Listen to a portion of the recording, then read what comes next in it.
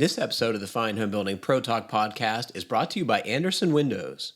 If you're a window installer, you deserve a simple choice: Andersen 400 Series windows. They're the windows contractors trust the most, based on a 2022 survey of U.S. contractors.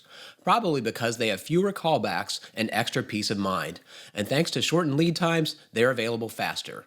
Make your go-to windows Andersen 400 Series. Request a quote at andersenwindows.com.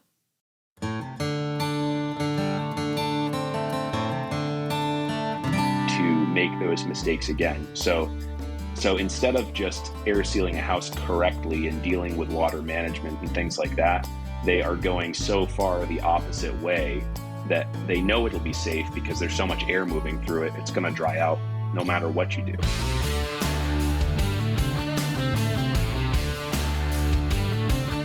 Welcome to the Fine Homebuilding Pro Talk podcast, a regular discussion with building industry professionals. This is Senior Editor Patrick McComb. Today I'm joined by Caleb Carpenter, owner of Rad Wood Works, a contracting firm near Albany, New York. You can find the Fine Homebuilding Pro Talk podcast and the original Fine Homebuilding podcast at finehomebuilding.com/podcast. You can leave feedback and ask questions there too. Caleb, it is a pleasure to have you on the show. Thank you so much. Yeah, it's my honor. Thank you so much for having me. Caleb, can you tell me a little bit the kind of what kind of work you do, what your business is like? When did you start? Yeah, so I've been doing carpentry for a long time. I grew up in the trades. I started the business about a year ago, and it's going really good so far. I know I have a lot left to learn still, but we do a lot of millwork installations, a lot of cabinet installation, a lot of custom closets. Pretty much anything to do with custom trim we do, but we also do a lot of roofing and flashing fixes, put a window in, small additions, anything like that. So, So how did you learn your craft as a carpenter? Yeah, so my dad is a carpenter, and his dad was a carpenter, and his dad's dad was a carpenter. It's kind of come through the generations. My mom's dad was also a carpenter. I didn't even want to bring it up, okay? But the last name Carpenter. I know. Okay. Yeah, it's been a joke my entire life. Yeah. So, kind of just growing up around it. And is your dad still is your dad still a carpenter? He has a business that's been in the area for probably going on 40 years now. He's a very, very well-known contractor in the area. Everybody kind of knows him. So, yeah, he's still going strong. I got to ask, why not join the family business? Why go out on your own? Yeah, I get that a lot. So I worked for him for a long time. We renovated our second house when I was probably 8, and I remember working with him throughout the whole process. So I've worked with him for a long time, and I love working with him. And my brother works for him. My sisters paint for him. My mom does a lot of the bookkeeping and office stuff. So it's an awesome family business. I just kind of wanted to make a name for myself, kind of get out there on my own, and kind of do my own thing. We tend to partner on a lot of projects and do a lot of things together still. So we still get that kind of family collaboration, which is fun. But at the same time, I get to build my own thing from the ground up and kind of make my name for myself. Good for you. Do you have you mentioned like finished carpentry and that kind of stuff. Do you have a specific type of client you try and work with, or how do you find your business? Right now, it's kind of word of mouth. The timing I chose to start out on my own worked out really well. My father-in-law was renovating a house in the local area, and he was basically just going back to bare studs and changing everything about the house. So I did a lot of the work on his house, and it kind of just worked out that I would have steady work for a while. And from there, it's kind of just been friends of friends that want things done, and then they tell their neighbors about it, and it kind of just spreads that way. But so far, I haven't done any serious marketing. I know I will eventually, and that's something I'm working on. But right now, word of mouth has been working really good, and that gets you good, solid clients that are actually interested. So that's been nice. Was the process for becoming a contractor in New York onerous? As I understand it, the state there's statewide licensing for contractors. Am I correct? So actually, the licensing only applies to New York City. Mhm. So sadly, there's no real licensing in New York State, which is, well, above the city. So we're up in Albany. So if you're in the city, all of the licensing parameters are extremely strict. But up here, I went down to the county clerk and I was a contractor in 10 minutes. And that can be kind of a problem, as you can imagine, because you're competing against guys that don't have the formal education, don't have the passion for the trades, and are just doing it to make a little bit of money. And that's a lot of what we end up doing, is cleaning up some of the things that some of these people are doing, because there is no formal licensing program. There's no tests that you have to take here. So that can be a little bit of a pain up here. Do you think homeowners have some responsibility in this? Are they hiring the cheapest contractor? Is it the only person they could find? I'm guessing it varies. What have you seen? Yeah. I've seen a bit of both. Just about every single person I've done work for in the past year has said the same thing to me, that they can't find anyone. They'll call some of the bigger builders up here, but those guys won't come out and do a custom closet or something like that. They want to come and do a full house or do a big addition. There's just, it's hard to find people now, and finding someone good is even harder. So I think a lot of times they will look for friends of friends, or they will, look up in the yellow pages and try and find somebody. But everybody I talk to says that they're looking for a good skilled contractor or a good skilled tradesman, and have a hard time finding it. So in this area, at least, I know it's a problem everywhere, but yeah, people just can't find anyone. Are you having similar troubles? Like, have you been trying to grow the business? What about your subcontractors? Do they have enough people? Are they being able to provide the services that you need? Yeah, it's really the same problem that we hear like nationwide, that there's a huge shortage in the skilled trades. I've looked for, the possibility of hiring someone on. Right now, it's just me. Not really at a choice. I don't mind working alone, but if I could find somebody, I would. But everyone I talk to, my dad is always looking for skilled helpers. A young guy that he's willing to train. It doesn't exist anymore. I went to my old high school a few weeks ago and talked to my old shop teacher and asked if any of the kids in his programs had an interest in going into the trades. And he said, maybe one out of, the whole high school. It just, sadly, finding people is really, really tough. And that, of course, translates to the subs.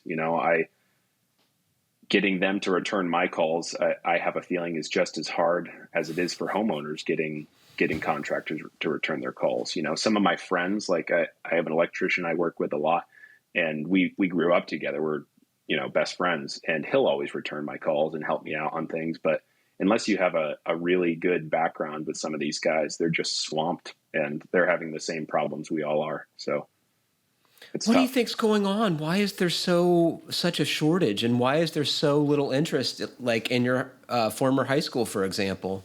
Yeah. Well, I'm 26. When I was going to high school, it was all of my friends' parents that were in the trades or in a manual labor position or a job. They would all tell their kids, whatever I have to do to make sure you don't have the same life I had, that you aren't working with your hands, you're not hurting your body and stuff. And I'm thankful that my parents were never like that. They didn't force me into carpentry or into becoming a contractor or anything like that.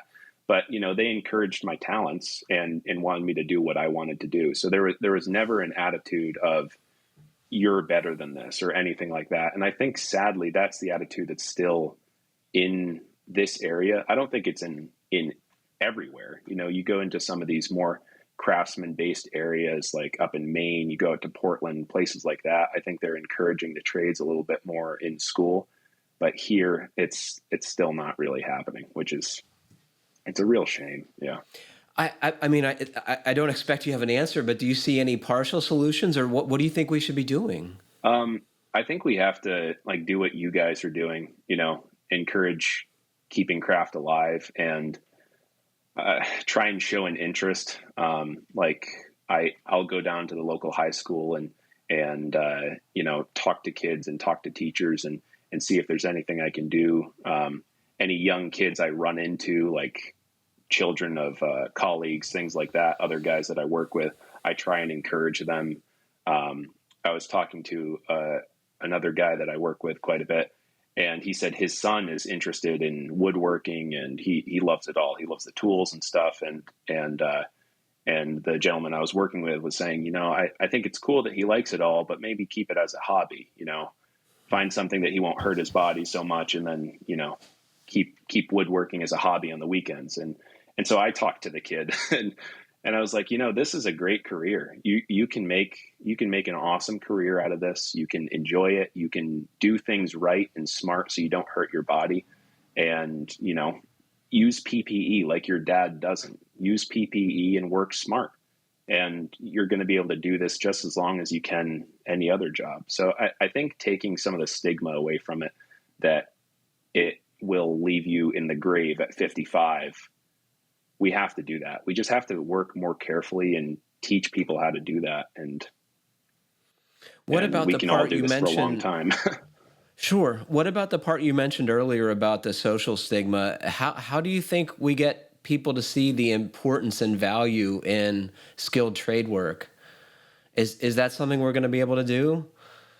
That's really tough. I mean, still sadly, like I'll go places and people will ask me what I do for work. And I say, I'm a contractor. I'm a carpenter. I have my own contracting business, things like that. And you can tell if you're talking to the, guy that's high up in his real estate firm, or you're talking to the lawyer or the doctor, it's a little looked down upon. And it's infuriating because, we're building things from the ground up. I think it's awesome. I love it. And that's what I tell people. Like, I love what I do. I get up in the morning and I'm excited to go to work. On the weekend, I'm excited for Monday to get back to a job and work with my hands. And I think just that is like having this new generation of tradesmen that are passionate about it and care and are interested in it and interested in learning more and pushing it farther. I think that'll be huge for it. And eventually we'll go back to, the olden days and how it is in other countries, and there will be respect for the tradesmen again. And I think even demanding the respect and respecting each other is huge. Like I can't tell you, and I mean, you've seen it too, how many jobs I've been on and the contractor doesn't respect the subs. The subs don't respect the contractor. They have a tough relationship between them and the homeowner, things like that. I think it's just huge that we all respect each other and give each other a chance and treat each other how we want to be treated, I think your dedication to the craft is manifest in your Ford high-top van that you've been outfitting. It's quite a vehicle, man. It's beautiful. Can you tell folks about your van? How long have you had it, for starters? I've had it.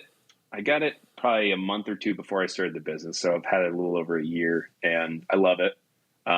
I might have been a little embarrassed when the podcast on Overtrucked came out, because it's like it's a step down from a box truck, but it gets decent gas mileage. I'm not driving a F450 to go check out jobs. So we should tell it gets folks, like 18 miles. What is it? A 3/4 ton van, and you have it very amazingly organized. You've built boxes and storage for looks like all your gear. Do you carry everything with you nearly? Yeah. I carry most things with me. If I know that I'm going to be doing certain things, I'll grab out a couple different things. But for 99% of what I do on a regular basis, I have everything I need in there. And that's just nice because, the other day I was working on one job and got out of it early, and I, had an opportunity to run to another job and finish something else up quick. So instead of having to go home, get what I needed, I was able to just run to that job. So it's been a really good investment for the business and worked really well so far, Has it been evolutionary, or has this been the kind of layout and arrangement that you started out with? Yeah, so it started as an idea that we wanted to be able to work out of it and camp out of it also. So that's kind of where the idea came from. And I knew that in order to cram a mattress on top of the tool area, I only had a certain amount of room. So I kind of worked around those parameters. Then I got the idea for the big bed slide that I have in there to pull all the tools out onto. And it's kind of just, it has been kind of evolutionary where, one thing works, one thing doesn't. So I trade that out and then do this and, always kind of picking away at it. It's kind of a hobby. It's clear you're into it. I see all kinds of work vehicles. Some are organized, some are a mess. Few are as thought out and well crafted as yours. I gotta say, you should be proud. I'm sure it would demonstrate to a contractor you might be working for, or a homeowner you might be working for, your commitment to the craft. And geez, if you're as organized in your vehicle, it would tell me that you're going to do a good job. Yeah, I have to say it's actually kind of drummed up interest, and I think it does when you pull up in a vehicle that's clean, organized, and thought out. Homeowners are interested, and they're like, "Oh wow, that's impressive." And whether that's like a nice truck or if it's a van, if you kind of display yourself in that way to the customer the first time they meet you when you come and check the job out, I've found it goes a long way. I think people have expected me to keep the job sites clean and organized and aren't surprised when I do. When I see people with vehicles that are a mess or tool storage systems that are a mess, I think about all the time that must be wasted, right? And that's the other part of it. Yeah. If you want to be at all efficient, you have to get stuff quickly and know where it is. Yeah, I completely agree. And I've worked with a lot of people that have like the old saying, it might be a mess, but I know exactly where it is, and that type of thing. And I don't really buy into that. Like when I work with my wife, she'll help me out on jobs pretty often, and I can tell her exactly where something is, and she even knows where everything is now. So for me, at least, being that organized just, makes everything so simple. And I don't have to spend 5 hours at the end of the week cleaning up the van and reorganizing, because everything goes back easily and stays that way. The other thing, too, is I bet when something's missing, right? It's very easy to leave a job site with a very expensive tool behind if you don't have good storage systems. Yeah. A friend of mine was on a job the other day. I was helping him out, and I pulled out, and he called me probably 20 minutes later, and he said, "Hey, you didn't grab my domino, did you?" Oh, and no. He had left his best tool domino and then driven all the way home. That's a $1,500 tool. Of course it's going to be that, right? It couldn't be the $60 circular saw, right? No, or a tape measure or a pencil. It's got to be that. Right. What's been the biggest surprise about starting and running your own construction business? I bet you've had a huge leg up owing to your dad's experience running a business, but what has surprised you about it? I guess there's been a lot of surprises. I think one being how much I've enjoyed it. I've been kind of putting this off for years, starting my own thing, because I was worried that the office side of things would turn me off from it all, and it would just make it unenjoyable. And I never wanted to do that. I wanted to always love carpentry and love what I did, and I never wanted to turn it into something I hated. So I've always been nervous about that, but I love it. It's been great. It really has. I think things that have been surprising are how many tools you need to buy. Through the first year, every single job, it's something you need. You always do. I'm sorry to interrupt you, but it's an interesting point. How much have you spent in your first year of business? Have you kept good track? On tools? Yes. On tools, I have kept track. I don't have it in front of me, but probably somewhere in the $20,000 range, somewhere in there. Um, and admittedly, I started this whole process out as being a pretty frugal person, and I like to think that I still am. But I'm a firm believer in the buy once, cry once mentality. Like I don't want to go out and buy a $20 sander because I know that I can use a Festool sander for the next 20 years. So why And like it a why lot buy it better, six right? times over the course? Exactly. Exactly. Yeah. Yeah. No, it's What true. else has surprised you? Um, yeah, I would say how much more you end up doing. When you're working 40 hours a week as a carpenter, you work 40 hours a week and then you go home. And if you're the foreman or something like that, maybe you're going over the plans, maybe you're planning a little bit more. But as um, what I was doing before, I would work my 40 hours and I would go home, enjoy the weekend. And now, you work your 40 hours on a job and then you go home and you do your hours of estimates, hours of bookkeeping stuff. So there's a lot more to it than I ever realized. And I think a huge thing that's helped me there is, of course, my wife. She's been, you know, a huge help throughout this whole process. And I appreciate her so much for backing me with it. But then finding good help with tax preppers and bookkeepers that really know what they're doing. And that's just been so important. Getting some of the background work out of house has been huge, just so that I can focus on the things that only I can do or only we can do right now. And then, it helps a little bit with the sanity. Does having the outside help make the business side more palatable, that you can outsource some of that stuff and allow you to focus on the part you enjoy?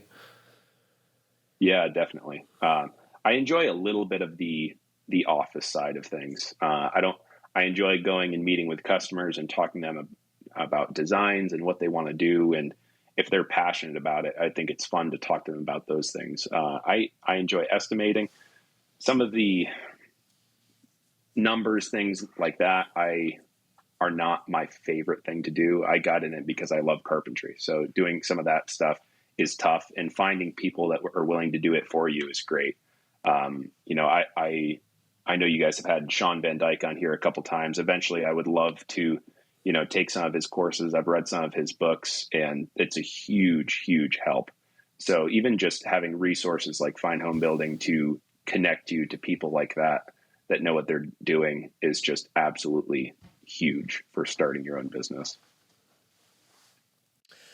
You talked a little bit about the licensing in New York State. What about the code enforcement process? As you indicated earlier, there's New York City and the rest of New York. What's it like near Albany, where you are? It kind of depends on where you go. If you're working in Albany or in Troy or some of the larger cities, code enforcement is pretty strict. Everyone really knows what they're doing. And then you get into some of the smaller towns I'll work in, and it's a little bit slower. We were looking at building a shop and a house a little while ago. So I was talking to someone in one of the towns, and I won't say the town or the person or anything, but nobody there seemed to have any idea of what a manual J was, what any of these different things were. What's a WRB? What is a rain screen? I kept bringing these things up, asking if I needed to do this or that. What's a blower door test? So it's a little bit behind the times, which is kind of sad to see. One that I liked, and I know you guys would find funny, is I told them that I was going to use Zip, and they said, okay, you can use that green stuff as long as you put building paper over it, because we like to see building paper. So, and I kind of chuckled, but it's it's like any area. There's guys that love what they do and will work really hard to be up to date on things, and then there's guys that are a little behind in the times, and it is what it is. So we talked about solving our labor crisis. How do we solve our code enforcement crisis, Caleb? I think you have as much chance of figuring it out as any of us, right? Oh man. Yeah, I don't know. Uh, that's a really good question. I talk to builders and guys all the time about everything I learn on fine home building, and it just goes right over their heads. Like, and it's not even that they don't understand it. It's more that they don't care to learn something new.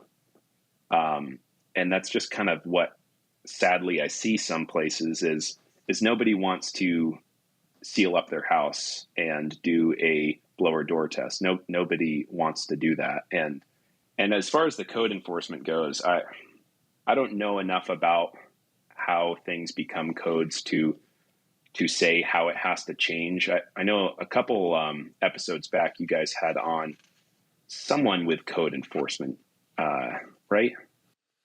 We had one of the staffers at the ICC on. I forget her name, but Right. she's an engineer and helps make their stuff intelligible to normal people instead of code language, right?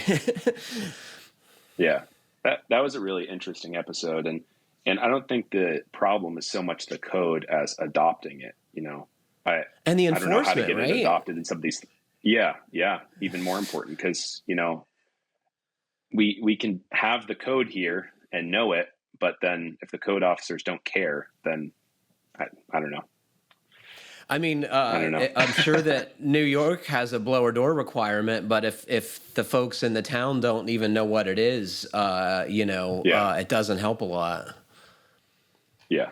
No, it's On very this true. subject, you wrote to the Fine Home Building podcast. Where I live, people have a very old-fashioned attitude toward home building and the trades.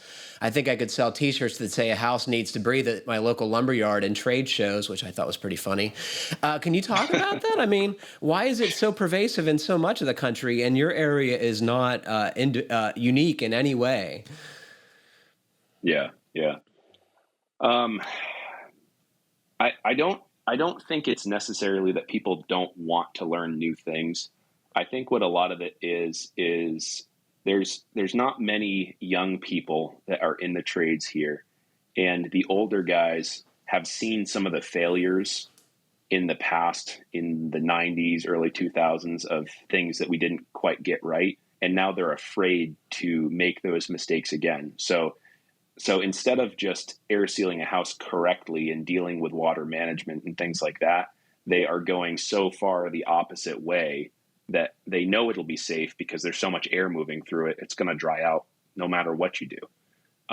So I think that's some of what is going on. I've talked to a few people about, detailing a window differently or dealing with air sealing, and they're just like, no, I've seen issues before. You can't spray foam a house because it seals it up and it creates problems. And, it's true if you do everything wrong, but if you do it correctly, it works great. And I think it's mostly fear. I don't think it's, unintelligent people or people that don't want to move forward. I think it's just fear of getting called back or creating a huge issue and your business being destroyed. I think that's a lot of what it is. So, did your interest in building science and your knowledge in these areas was that something you've always had an interest in, or was it something that came later in your carpentry life? I've always had an interest in buildings. I would say my high school did when I was there an amazing job with the tech department, which encompassed architecture and all these different things that rolled up into what we used to call shop class, and they did an amazing job at making the trades desirable and making that whole world desirable. My old shop teacher had a stack of Fine Home Building magazines taller than I was as a kid going to high school. So he was always talking about Fine Home Building. He was always talking about this old house and those different shows and going into the trades. And for most of my classmates, they weren't really interested in it, but I loved it. And, growing up around other carpenters and people that built their own houses and stuff, made it even more desirable. So, I think this is a pretty good question. What is your very best day on the job site like? What are you doing? What's the weather like? Is it you, or are you with a crew? You playing music? Do you have a packed lunch? Yeah. No, I like that question too. I thought it was cool.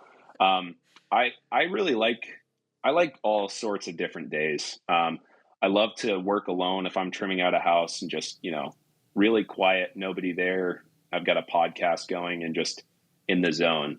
I love that. That's a great day. At the same time, I love, I just did a siding job, me and my wife, and we were playing 70s and 80s rock all day long, and we had a ton of fun. That was awesome. And then I also love, a full day of framing when it's 90 degrees out and I've got 6 guys around me that all know what they're doing, and you've got music going. I love it all. It's all fun. Even a day in the truck riding around checking out jobs can be fun. You just gotta make it fun and enjoy it, really. And then you had mentioned like food trucks.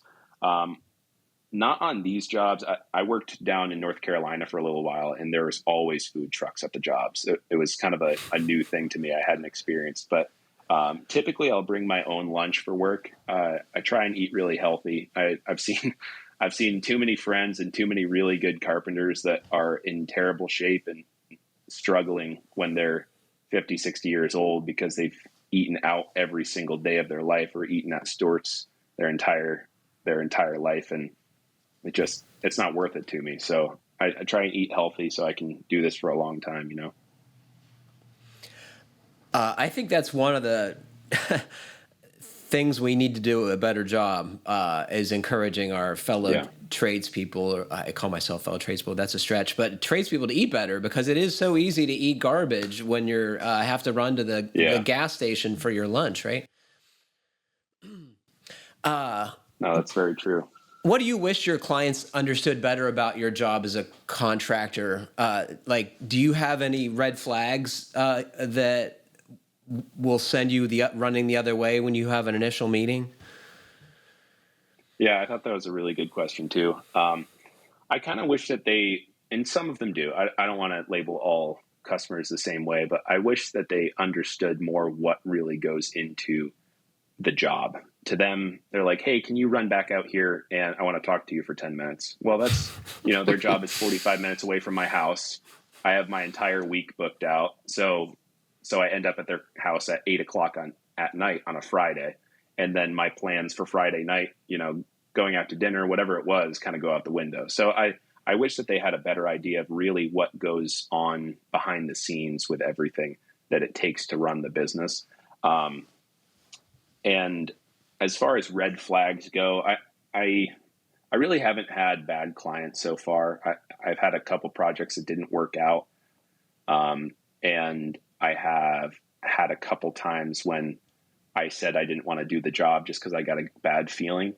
I think one thing my dad has always talked about, and I've noticed it too, is if people keep mentioning that if they had more time, they'd be doing this. If people keep saying stuff like that, then they probably aren't going to value your time or your work. That's something my dad would always talk about is, customers will talk about how, if I had any time, I'd be doing this and I wouldn't be paying you to do it. And it's just kind of a telltale sign that they're not going to value what you bring to the table if they claim that they'd be doing it if they had the time. So, that's kind of one thing. And then just a, basic attitude. If they're easy to work with initially when you're talking to them about budget and about scope of work and their ideas and stuff like that, then it's probably going to go well. And the other thing I've found is I like to work with people that are passionate about it. That's why I don't really love to work in commercial. I like to work with homeowners that love their house and want to love it more. And I think that's always the best customer to work for. In the instance that you had to turn down a job, what was going on there that made you think it was a bad idea? I think contractors often have a good sense of intuition, and people generally, oftentimes they don't listen to it. What made you listen to that little voice? So that job, it was actually an insurance job. So, it's a little bit different. So the gentleman wanted me to come in and give him give the insurance adjuster an estimate for everything that needed to be done. It was a smoke job. So we had to tear off all the drywall. We had to do new insulation, new drywall, wall finishes, trim, flooring. And so I gave the adjuster the price and he okayed it. All was going really, really well.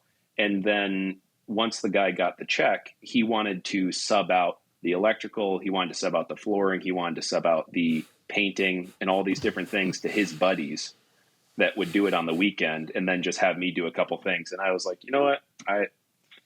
I can't get involved in that. And then he asks if my insurance will cover them. I kind of laughed on the phone. I was like, no. So, not that one was really hard to weed out, but that one obviously didn't work. He made it easy on you. Thank goodness, right? That could have gone horribly wrong later on. Exactly. So you're pretty young. Have you had a chance to buy your own place? And if you haven't, I'm sure you're looking, right? Yeah. So I saw this question, and I wish I had a old house that I could talk about all the issues it had that I'm trying to fix. But currently, my wife and I are in a little studio apartment, and we are looking. Man, there are no houses available though, and it's tough because really, ideally, we'd like to find either a large workshop or space for a large workshop, so that I have room for building cabinets, building different things. And, that's the idea, hopefully.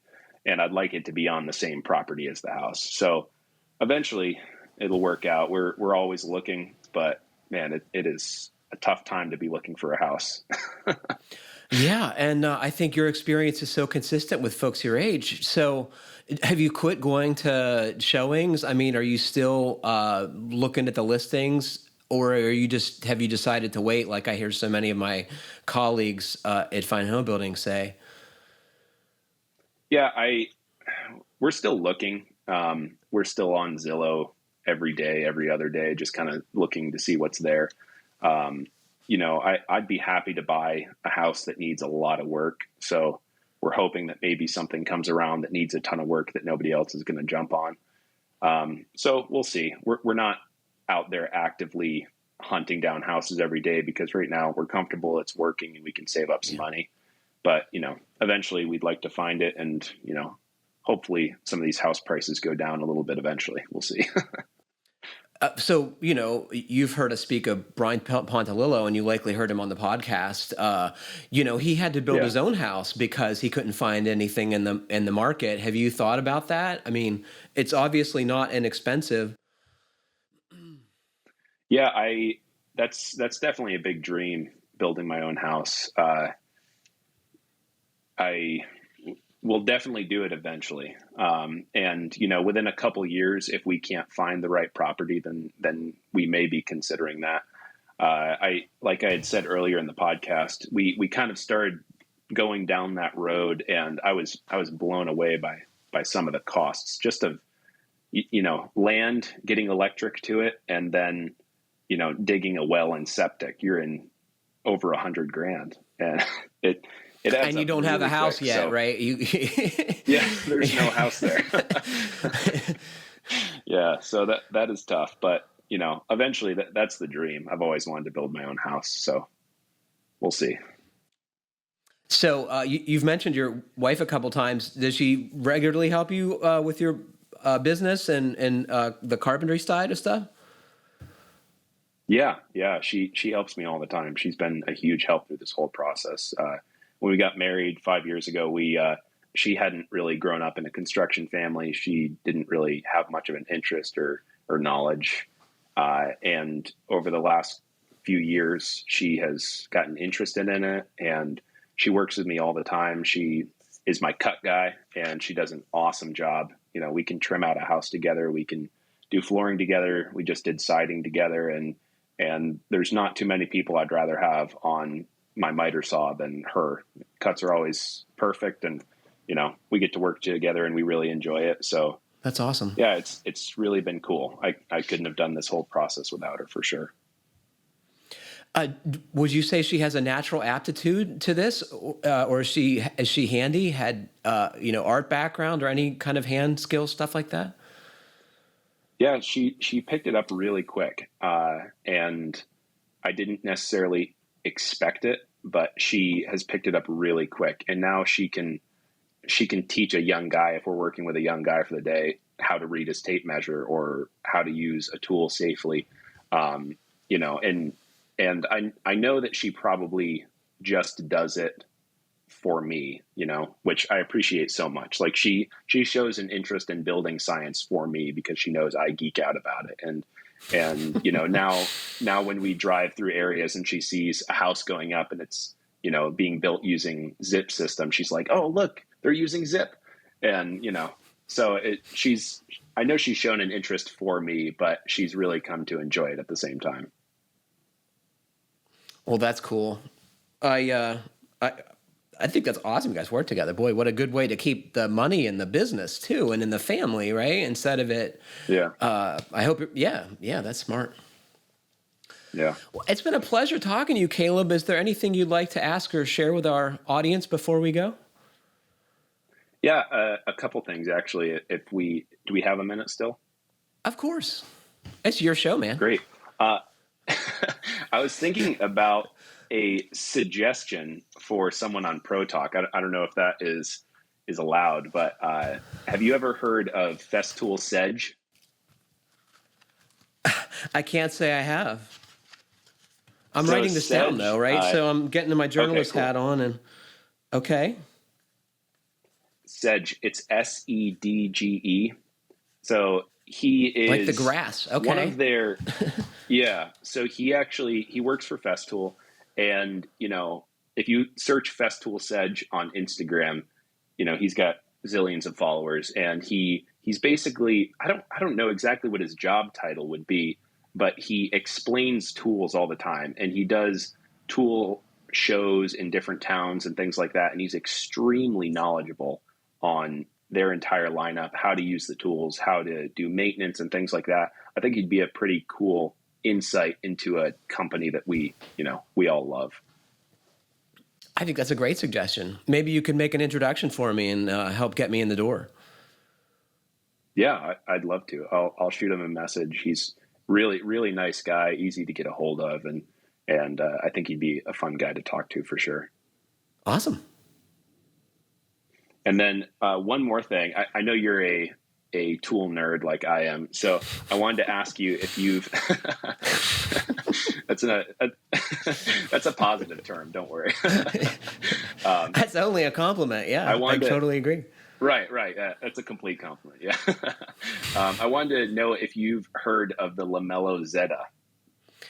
I know Lamello by its reputation. So folks who are listening, Lamello, right, I believe, is the company that pioneered the biscuit joiner, and they make some other joinery tools. I've never used any of this stuff, and no, I'm not familiar with this Zeta. Well, maybe I am. Is it a connector that's reversible, right? Yeah, so I actually have a couple of the connectors with me. So basically, it's a biscuit joiner, but if you see the side profile, it has like a little groove. So you can kind of do all different sorts of flat pack joinery. Like this will go together just like a biscuit, and then it has a little Allen key on this side, and you can kind of clamp things together. And then they have different ones like this, and these will apply 30 pounds of pressure. So for putting up crown, things like that, it's amazing what you can do with that tool. That is a really, really cool tool. And it's starting to kind of gain traction, and a lot of guys are starting to use it. And I thought you'd enjoy it. If you look up some YouTube videos, I think you'll think it's cool. I'm stunned. I think you should do a Fine Homebuilding techniques piece for it. Honestly, what you do with it, what it's good. Yeah, I think that would be fantastic. And I know folks who are listening would totally eat that up. Yeah, that'd be awesome. I would absolutely love to. Well, off air, we'll talk about how we can develop an outline and get that moving forward, because I think that would be really cool. Yeah, that'd be great. That'd be super cool. I'd love to. Anything else you want to share with folks? I feel like we should keep going at this point. Make it a clean hour. Yeah, why not? No, I just wanted to say, keep craft alive. Any young ones or parents that are listening that have young ones, encourage them to get into the trades, and at least show it as an option for your kids. And read. I don't think I would know how to frame if it wasn't for Larry Hahn. I don't think I would know what I do about roof flashing and window flashing if it wasn't for some of the Taunton books. I would just say, pick up any book you can find.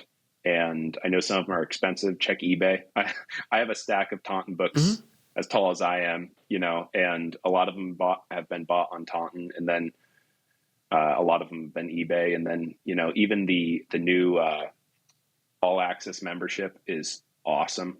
I was a little hesitant at first, and as soon as I used it, just about every single job I sign on there and look something up. It is an amazing resource, even for homeowners and DIYers, just to have the project guides and stuff. It is absolutely mind blowing, the content that's on there.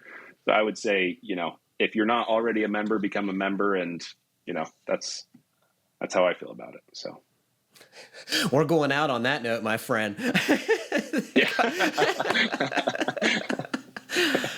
Caleb, it's been such a pleasure talking to you and getting to know you. Thank you so much. Thank you, Patrick. I really enjoyed being on the podcast, and I always enjoy listening. So, well, I look forward to working with you on some pieces for the magazine and website. So you'll be hearing more from Caleb, folks. Unfortunately, that is all the time we have for today. Thanks to Caleb Carpenter for joining us, and thanks to all of you for listening. Please remember to send us your comments, questions, and suggestions to fhbpodcast@taunton.com. And please like, comment, or review us however you're listening. It helps other folks find our podcast. Stay safe, everybody. Keep craft alive. Happy building. And thank you very much for listening.